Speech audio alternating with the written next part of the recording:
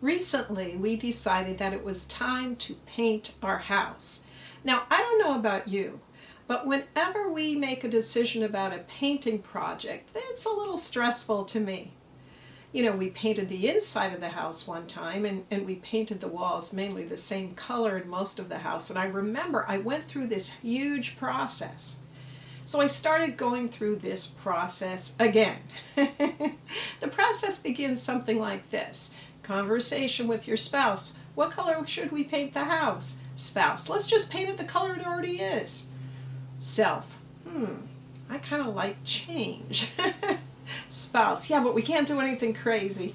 So you start to think, what color do we want to paint this house? So the next part of the process is you start looking at pictures, you start looking at other houses.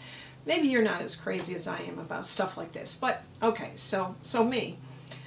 I like to walk the neighborhood, as you know. So I start walking around the neighborhood. I start looking at colors. I start getting ideas. Then I start getting all these paint swatches. Then I start narrowing it down. You know, I start with maybe 20 possibilities and I try to narrow it down to 5 or 6. This time, when I narrowed it down to about 6, I went, or maybe 8, I went to the paint store and I got samples. So now I'm into it for some money because you got to pay, you know, $10 for a sample, and now I'm 6 or 7 samples. So now I'm already spending money. I haven't even started painting yet. But then I went to the side of my house where it wasn't going to be a big deal because, oh no, don't do it where people can see it. Okay, no, not that. So a little low down, kind of inside the fence area, and I start with my swatches. So now I have 7 swatches on the wall of the different colors. Then I take a picture of the swatches, which I will show you right now. I post the swatches on Facebook and I ask people, if it were you, what color would you paint the house? Which one do you like best? And then I give all the names and I number every little paint thing. I'm really not that obsessive, but in this case, when I'm going to engage in a big painting project, I get a little concerned. So I want to do it right. I want to do it right. So I label all my little paint, you know, do you want Rushing River, number 1? Do you want soft candlelight? And on it goes. Well, then I start watching, you know, I'm not a big Facebook fan, but I use it when I need to.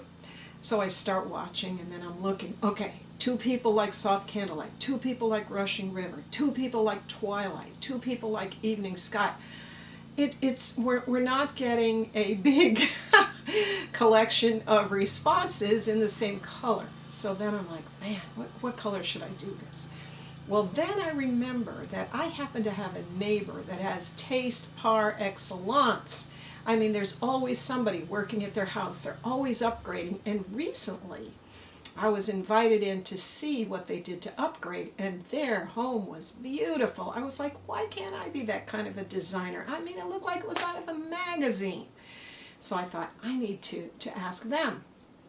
So I saw that. I kept waiting. Now this was more time going by. Waiting till I see the neighbors outside. A day goes by. Aren't they going to come out? 2 days go by. They're always out there. Where are they now? 3 days go by. Well, finally I get desperate. I have their number in my phone. And so I call. I get the husband. He's, oh, you want to talk to my wife? She's the one that designed our whole house. She's got taste for that kind of thing. So I get the wife to come over. I show her all the stripes on the side of my house. And she says, you know, let's take a look at the color of your roof. Did I even think of that? No. So we look at the color of the roof, and I was kind of leaning towards the blue. And she said, you know, I don't think that would go with your brown roof. She said, I think you want this nice soft candlelight. It's similar to the color you have, but it will brighten it up a little bit. I'm thinking, boy, is my husband going to be happy after all of my work. The par excellence designer of the neighborhood tells me to practically go with the same color. And I said, okay, but maybe we can do the trim a different color. And she said, yeah, here's what you do.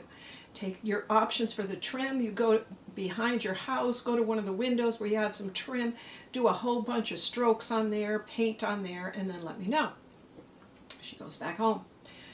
So that's what I do. I start painting all my grays on there, and she comes around and instantly she says, oh, that one's going to pop. That's it. So the decision is made. Soft candlelight with rushing river gray.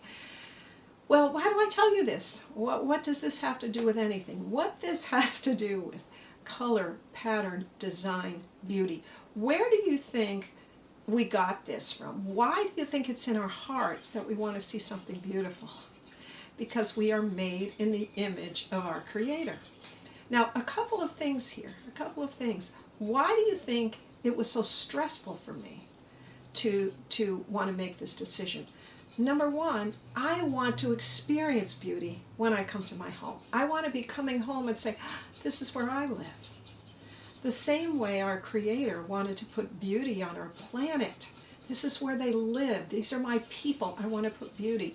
And then the second thing is, I mean, it's a big project. You don't want to do the entire thing. Like when I was a kid, my mom told me about a family member that wallpapered. Back in the day, they did a lot of wallpapering, wallpapered their whole room until they realized that they had put the wallpaper upside down, and it was canoes. People were canoeing upside down, and they couldn't afford to take it off and do anything else, and so that's what they had, right? So you don't want to do an entire project and say, oh no, this doesn't work. I invested all this money and time, and this doesn't work. And the other thing is, you start thinking that there's somebody that has a better eye than you do. Is there anybody else that thinks like I do? Like the rest of the world has this high fashion designer taste, and I'm just not there. So I'm going to go to all this trouble, and then somebody's going to say, oh, you never should have done it that color. So you're kind of judging yourself. I think that's the reasons. You don't want to waste all that money and realize you did it wrong, like there's a wrong and right. Why do I bring this up? Because we have this yearning within us to create beauty and to create something of a high standard like our Creator God did. You ever think about that? Anytime we try to do something that's creating beauty, it's because in our heart we're designed after our Creator God. I kind of think that's a neat thing. You know, what did God say after every day? Wow, he said it is good. And we have that same yearning in our heart to be able to say it is good. And another thing on this topic, God was very lavish with our universe. You know, he could have gone with grays. You ever think about that? Now here I am in Florida. I look out my window. I see blue sky. Now he did go with grays with some of you where you have rain all the time and you have these stark trees. But think about the way he painted the grass green. That's a rogue color. You know, that beautiful, rich green. That's a rogue color. That's not like, let's just play it safe, you know. Let's just play it safe and go with neutral tone. He didn't do that. Think about it. Blue for the sky and green for the grass. That's crazy. That's crazy beautiful. I want you today, when you have that sense of wanting to make something beautiful, reconnect with your Creator. Think about Him. Be brave, be bold, and give God the glory. Love Him for being our Creator and putting this spark in our hearts. Again, the first angel tells us to fear God and give Him glory, for the hour of His judgment is here, and worship Him who made the heavens, the earth, and the springs of water. He made a beautiful world for us to enjoy. So enjoy it, and don't second guess yourself. Do what you can to make beauty, and then just love what God has given us in terms of color and pattern and design. Let's bow our heads. Father in heaven, thank you for putting beauty in our world. Thank you for not making the whole thing shades of gray and beige and perfectly balanced squares and circles and triangles, but for going rogue, for just painting beautiful, amazing colors and having all kinds of amazing patterns that we never get to the point where we feel like we've seen it all, because there's always more for us to be curious about and for us to explore. Thank you so much, Jesus. In your precious name, amen. Thanks for watching. See you next time.